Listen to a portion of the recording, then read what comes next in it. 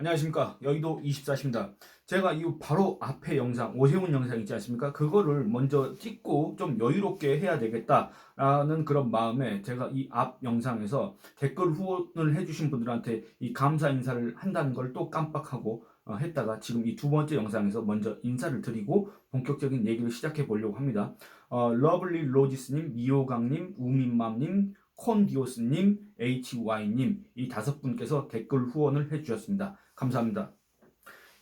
이분들이 후원해 주시고 또 여러분들이 많이 응원해 주시고 댓글로 의견을 제시해 주시고 그래서 거기에 힘입어서 제가 이 일요일 밤에도 이렇게 또 콘텐츠를 만들고 있습니다. 그게 질적으로 얼마나 완성도가 있을지 없을지 모르겠지만 이 여러분들이 이렇게 계속 저를 이렇게 응원을 해 주시기 때문에 거기에 힘입어서 앞으로도 더 열심히 하도록 하겠습니다. 제가 이번 시간에 얘기하고 싶은 주제라고 해야 될까? 그거는 바로 이 홍준표 대구시장의 무차별 난사, 홍준표 대구시장의 쓰리 쿠션 뭐 이런 식으로 표현할 수도 있겠습니다만 이렇습니다. 홍준표라는 사람에 대해서 언급하지 않은 지가 꽤 됐습니다. 왜냐하면 이 사람이 그동안에 이 정치 현안에 대해서 그렇게 자기만의 독특한 주장, 여러분들 이게 제가 홍준표를 칭찬하는 건 아니라 그냥 어떻게 보면 반어법이라고 이해하시면 되겠습니다. 독특한 주장 그런 것들을 계속 해왔다가 요 근래 그게 좀 뜸했습니다. 특히 이 한동훈 전 비상대책위원장에 대한 뭐라고 해야 될까? 근거가 없는, 논리가 약한, 설득력 부족한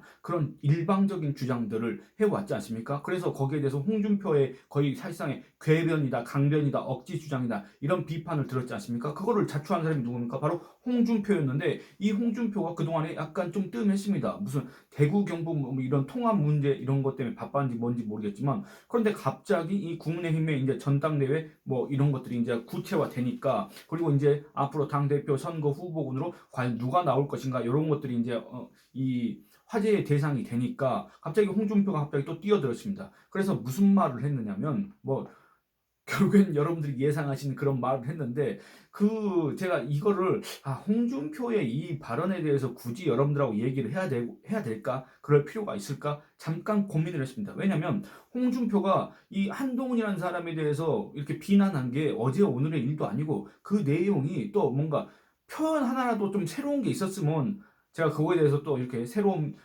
접근, 새로운 분석 이런 걸 할 수 있을 텐데 그냥 했던 소리 또 하고 했던 소리 또 하고 돌림노래입니다. 했던 얘기 계속 반복하는 그런 거기 때문에 아무런 의미가 없다고 생각했습니다. 그리고 또 두 번째는 뭐냐면 제가 이 앞에 영상에서 오세훈의 대선주자 지지율, 한국갤럽 지지율 그거 말씀드렸지 않습니까? 오세훈이 한국갤럽 장내 정치 지도자 선호도 6월 14일 날 발표된 그 선호도 조사에서 2%를 기록했습니다. 근데 이 홍준표라는 사람도 마치 자기가 우리나라 현존하는 정치인 중에서 최고수인 것처럼 예전에는 또 그런 얘기도 했지 않습니까? 무슨 박지원이 정치 구단이고 이쪽 진영에서는 자기가 정치 구단이고 그 외에는 막 다 하수다 뭐 이런 식으로 자처를 했던 그 홍준표. 근데 그 홍준표의 지지율이 얼마냐면 3%입니다. 3%인데 여러분들 이게 웃긴 게 뭐냐면 홍준표는 자기가 이 보수 정당의 적자다. 자기가 이 국민의힘 안에서는 정말 이 YS 때부터 있었기 때문에 그 누구도 자기의 정통성 이런 거 적통성 이런 것들을 갖다가 따라잡을 사람이 없다. 왜 보수 이 멍청한 사람들은 저 좌파 한동훈이한테 마음이 뺏기고 홀려가지고 그리고 왜 윤석열을 찍어서 저 배알도 없이 말이야 좌파들을 찍어대고 그래서 문재인의 사냥개 노릇하면서 우리를 잡았던 윤석열과 한동훈을 계속 지지를 하는지 모르겠다라고 하고 있지 않습니까? 왜 자기를 안 찍느냐 그러지 않습니까? 왜 적통 보수인 자기를 지지하지 않느냐 그렇게 맨날 화를 내는 듯한 그런 모습을 그런 언행을 하고 있지 않습니까? 그런데 중요한 건 뭐냐면 홍준표라는 사람이 분명히 대구광역시장인데 그리고 대구에서도 국회의원도 했지 않습니까? 그리고 이 대구 지역에서 또 성장을 했던 사람 아닙니까? 그런데 이 한국갤럽 6월 2주차 여론조사 결과를 보면 이 장내 정치 지도자 선호도를 봤을 때 대구 경북에서 홍준표의 지지율은 7%입니다. 7%. 여러분들 이재명보다도 낮습니다. 이재명이가 13입니다. 근데 홍준표는 7입니다. 보수 적통 YS 이래로 자기만이 이 당의 정말 뿌리이고 근본이고 적통이고 이렇게 주장을 해본 그 홍준표가 대구 경북에서 이재명보다 지지율이 낮습니다. 이재명 13, 홍준표 7, 한동훈 25. 이렇습니다. 그러니까 대구 경북에서조차 한동훈 지지율의 거의 뭐 4분의 1 정도 좀 높게 잡으면 한 4분의 1 정도밖에 되지 않는 그 홍준표가 대구시장이 지금 이 한동훈에 대해서 이렇게 얘기하고 다니는 게 여러분들 이게 설득력이 있겠습니까? 다른 사람들 귀에 이렇게 들어오겠습니까? 결국에는 홍준표가 누워서 침뱉기 그런 거를 하고 있다는 그런 비판만 들을 가능성이 크지 않습니까? 근데 이 홍준표가 뭐라고 했냐면 여러분들 기사로 아마 접하셨을 겁니다. 뭐 별로 뭔 내용이 없습니다. 그냥 짧게 읽어보도록 하겠습니다. 홍준표 대구시장이 이제 16일날 자기 페이스북에다가 그냥 여기 이재명에게 나라를 갖다 바치는 거다 이렇게 얘기했습니다. 뭘 갖다 바치는 거냐? 총선을 망친 주범들이 당권을 노린다고 삼삼 모여 저리 난리치니 참 뻔뻔하고 어이없는 당이 되어가고 있다. 홍준표가 이렇게 한탄했습니다. 근데 저는 이걸 들으면서 잠깐 아주 일시적으로 약간 착각을 했습니다. 아, 홍준표가 드디어 이 표적을 바꿨나? 타겟을 바꿨나? 홍준표가 드디어 이 한동훈이 아닌 윤석열 대통령을 갖다가 지금 공격하고 있는 건가? 그렇게 생각했습니다. 왜냐면 다시 한번 읽어보겠습니다. 총선을 망친 주범 누굽니까? 여러분들이 생각하실 때 누굽니까? 그리고 지금 당권을 노리는 사람들 지금 3355 모여서 이렇게 세력화해가지고 이 전당대회를 어떻게 뒤흔들까? 그리고 이 전당대회가 끝난 다음에 새로 출범한 지도부를 갖다가 어떻게 뒤흔들어서 어떻게 무력화하고 그래서 결국에는 다시 비대위 체제로 돌아가고 그래서 그 비대위 체제 이후에 이 지방선거 공천을 하고 그 다음에 이 바로 대선으로 넘어갈 수가 있을까? 이걸 갖다가 지금 이렇게 구상하는 이런 어떤 속셈을 가지고 계속 이 판을 흔들고 있는 이런 속셈을 가지고 이 한동훈 좌파설을 계속 흘리고 있는 이런 세력이 누굽니까? 그러니까 이런 걸 보면 드디어 홍준표가 한동훈에서 타겟을 바꾼 거냐? 저는 그런 생각을 잠깐 했습니다. 물론 아닐 겁니다만 그럴 수밖에 없는 게 여러분들 제가 항상 인용한 여론조사 여러분들도 너무나 익숙한 여론조사 뉴스 토마토가 미디어 토마토에 의뢰해서 4월 13일과 14일에 전국 성인 남녀 1017명을 대상으로 조사한 그 결과에 따르면 여러분들 총선 참패, 국내임 총선 참패 원인은 누구한테 있느냐? 윤석열 68, 한동훈 10 이렇게 나왔지 않습니까? 그리고 이거 제가 이제 한번 더 살펴보고 싶은 게 뭐냐면 이렇습니다. 연령별로도 그렇고 지역별로도 그렇고 그다음에 정치 성향별로도 그렇고 다 윤석열이 60, 70 이렇게 나옵니다. 심지어는 어떤 줄 아십니까? 여러분들 대구 경북 정말 이 국내 힘의 근간이지 않습니까? 근본, 근거지, 텃밭, 최후의 보루 이지 않습니까? 이 대구 경북에서조차 국내임 총선 참패 책임 누구한테 있느냐? 윤석열 63.9, 한동훈 7.1입니다. 오히려 전국적으로는 한동훈이 총선 참패에 10% 정도의 책임이 있다라고 이렇게 지금 평가를 하고 있는데 대구 경북에서는 오히려 7.1%입니다. 여러분들 그럼 어떻습니까? 대구 경북에서조차 지금 윤석열 대통령에 대한 그런 부정평가가 지금도 높고 그 다음에 총선 참패 원인도 가장 제1원인으로 가장 주요한 페인으로 윤석열 이렇게 꼽고 있다 그 말입니다. 결국에는 제가 지금 잠깐 계산해 봤습니다만 대구 경북에서 이 윤석열 한동훈 요 두 사람의 책임 요걸 갖다 따지지 않습니까? 윤석열 대통령이 9배 큽니다. 9배 높습니다. 이런 상황입니다. 그렇기 때문에 이 대구시장인 홍준표가 이 대구 지역 민심을 대변하면서 이 총선을 망친 주범으로 윤석열 대통령을 지목하고 윤석열 대통령을 드디어 비판하고 나선 거 아니냐 제가 그런 착각을 했다 그 말입니다. 물론 농담입니다 여러분들. 이것도 일종의 반어법입니다만 다시 계속 읽어보도록 하겠습니다. 그래서 홍준표가 뭐라 그러느냐 총선 망치고 그러니까 전 여기서 또 그렇습니다. 여러분들 그러니까 총선 누가 망쳤습니까 여러분들? 총선 망치고 그러면 또 누가 떠오릅니까? 그래서 윤석열 대통령을 지금 계속 공격하는 건가? 이런 오해를 자초할 만한 그런 주장 내지는 그런 표현들을 계속 홍준표가 하면서 지방선거 망치면 또 이렇게 얘기를 합니다. 여러분들 지방선거가 망할 가능성이 큽니다. 왜 큽니까? 지금과 같이 이 국민의힘이 변화하지 않고 국민의힘이 개혁하지 않고 국민의힘이 이 대통령실의 거수기 내지는 출장소 노릇만 하면서 대통령실의 눈치만 보면서 독자적인 목소리를 내지 못하면서 이 민심과 괴리된 그 사이에서 이 대통령실한테 정말 이 올바른 민심, 정말 정확한 민심을 전달하고 그게 이루어지지 않을 경우에는 당이 오히려 그걸 갖다 주도를 해야 되는데 그런 역할을 못한다고 한다면 지방선거 사실상 얼마 안 남았습니다. 지방선거 망할 거 아닙니까? 그리고 소위 말하는 대통령을 내세운 친윤 세력들이 이 한동훈이라는 사람 또는 그 어떤 사람이 국민의힘의 대표가 된다고 하더라도 그걸 흔들어 버리고 그 판을 자기 판으로 다시 갖고 온다? 그러면 지방선거 공천을 누가 주도합니까? 바로 친윤 세력들이 주도할 거 아니겠습니까? 물론 친윤 세력들도 명목상으로 앞에 그냥 내세운 사람들이고 그 뒤에는 누가 있는지 아시지 않습니까? 그러면 지방선거가 망하겠습니까? 안 망하겠습니까? 그럼 망합니다. 그러면 홍준표가 지금 이렇게 비판하고 공격해야 될 사람은 한동훈입니까? 아니면 이 친윤이라는 사람 뒤에 있는 사람입니까? 여러분들 그걸 한번 생각을 해봐야 된다 그 말입니다. 그래서 홍준표는 이런 질문을 던지고 있습니다. 차기 정권 재창출할 수 있겠느냐? 없습니다. 이 상태로 갔다가는 없지 않습니까?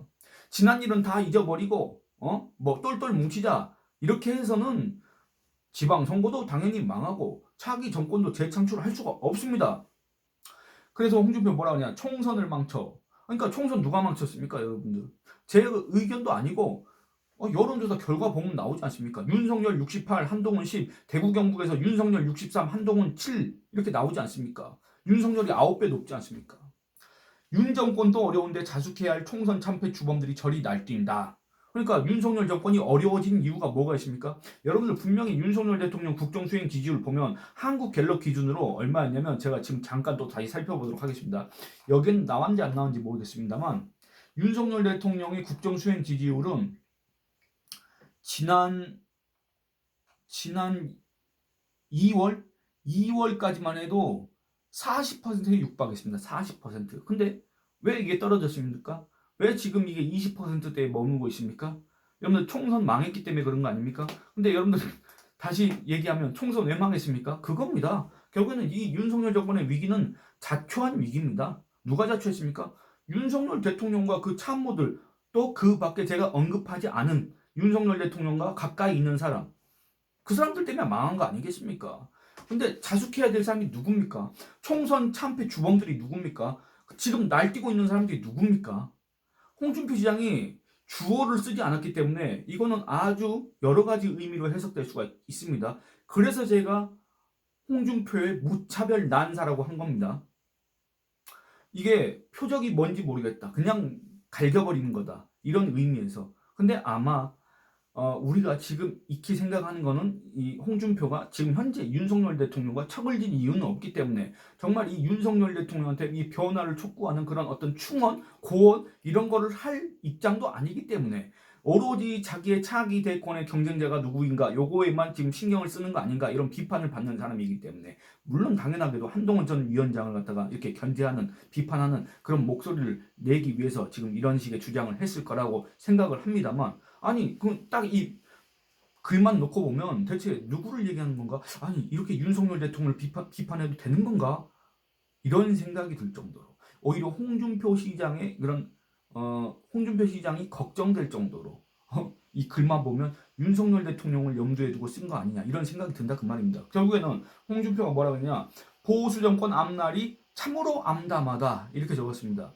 아마 여러분들 이 홍준표가 한동훈이라는 사람을 염두에 두고 쓰지 않았다라고 이렇게 생각한다면 아마 제 얘기를 들으시는 분들 거의 대다수가 홍준표가 오랜만에 맞는 말 했다 그렇게 생각하실 겁니다. 그렇지 않습니까? 보수 정권 앞날 정말 참담합니다. 암담합니다. 그런데 한 가지 의문이 듭니다. 여러분들 지금 보수 정권입니까? 그걸 한번 생각해 봐야 됩니다. 왜냐? 윤석열 대통령과 가장 가까이 있는 사람이 누굽니까? 김건희 여사지 않습니까? 김건희 여사가 뭐라고 했습니까? 보수의 지지를 받아서 대통령이 당선됐지만 집권했지만 그들의 비위를 맞춰줄 뿐 근본적으로는 그렇지 않다. 문재인과 윤석열은 진보의 오야붕이다. 그런 얘기를 했지 않습니까? 뭐 그것도 윤석열은 뭐 진보의 뭐 선봉장, 좌파의 선봉장, 노무현의 충신, 문재인의 충신.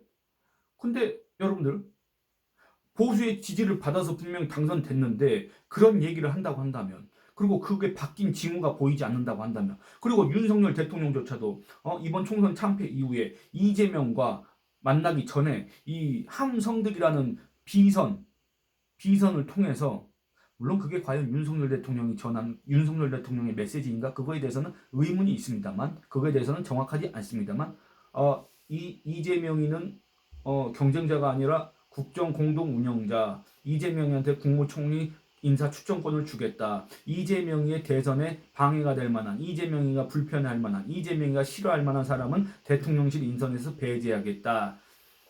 여러분들, 이게 보수 정권입니까?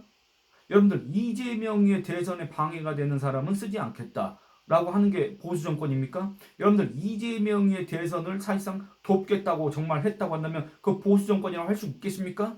여러분들, 그러니까 이런 것들을 보면 지금 현재 이 보수 또는 우파 또는 2022년도 대선 때 윤석열 대통령을 지지했던, 그리고 실제 투표했던 그 사람들이 지금 혼란스럽고, 그 사람들의 멘탈이 붕괴된 이유가 보수 정권인 줄 알고 찍었는데 하는 그 말들을 보면, 하는 행동들을 보면 보수가 아닌 것 같다. 그럼 나는 대체 뭘 찍었느냐?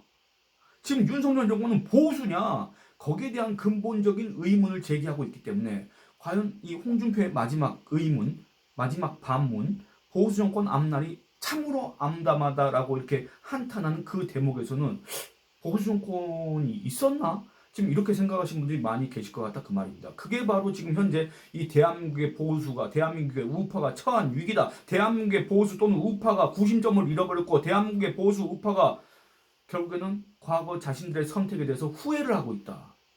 이게 가장 큰 문제다. 이거를 깨트릴 수 있는 사람이 과연 누군가? 이거를 없애고 다시 대한민국 보수 우파를 결집시킬 수 있는 사람이 누군가? 그 사람들을 분명히 대한민국 보수 우파들은 기대를 하고 있는데, 그 사람의 출연을 기대하고 있는데, 지금 자꾸 옆에서 이런 말도 안 되는 주장들을 해대면서 이렇게 하니까, 오히려 이 사람들은 이런 얘기를 할수록 스스로 자기 무덤을 파는 격이다. 이런 비판만 들을 가능성이 크다. 이런 얘기를 하고 싶습니다. 여러분들, 이 홍준표 대구시장의 이런, 또 어떻게 보면 느닷없는, 뜬금없는 페이스북 글, 이거에 대해서 어떻게 생각하십니까? 한번 의견을 댓글로 많이 남겨주시기 바랍니다. 이 영상은 이만 줄이도록 하겠습니다. 감사합니다.